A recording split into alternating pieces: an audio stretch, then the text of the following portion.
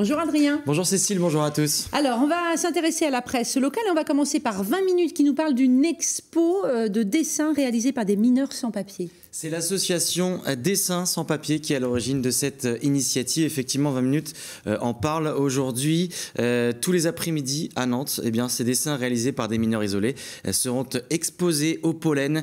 Ça se trouve rue des Olivettes à Nantes. Un membre de l'association explique d'ailleurs à Clément Carpentier, le journaliste, que le dessin a été le moyen pour ces mineurs isolés d'échanger, de passer aussi la barrière de la langue.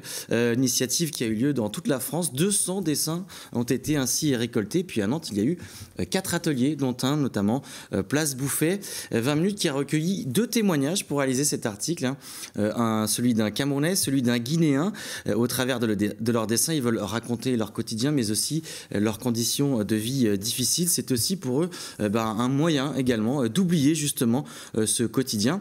L'entrée à l'exposition Cécile est libre et des cartes postales seront mises en vente lors de cette exposition. Et puis on enchaîne également avec un autre article de 20 minutes, cette fois-ci une rencontre avec une ancienne de nos consoeurs qui a décidé de monter sur les planches. Elle s'appelle Dorothée Drevon, à 40 ans justement.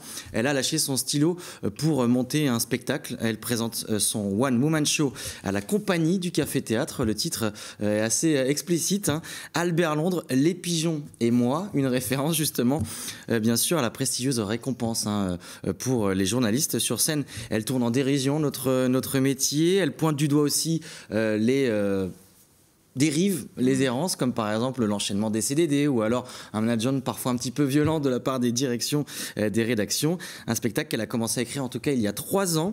Elle dit en tout cas s'être inspirée seulement de personnages réels. Vous pouvez la retrouver d'ailleurs sur notre site internet, puisqu'on l'avait rencontrée il y a quelques temps, Dorothée Drevon. Allez, on va complètement changer de région, direction le sud. Effectivement, avec les quotidiens du Sud, notamment le Midi Libre, qui font la soupe à la grimace après la défaite du Montpellier Handball contre le HBC Nantes. On en a déjà parlé dans cette matinale. Dominique Mercadier, le journaliste, le spécialiste du handball pour Montpellier, qui pointe notamment les performances du gardien nantais Arnaud Siffer. Excellent samedi soir, un gardien qui jouait encore la saison dernière pour Montpellier, justement. Il a tout simplement écœuré ses anciens partenaires. En tout cas, c'est ce que dit notre journaliste de Montpellier, qui pointe également les errances de la défense héroltaise.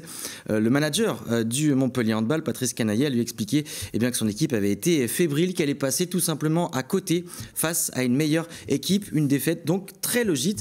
On ne pourrait pas le contredire. Nantes, on est content dans la Coupe de France. Merci Adrien.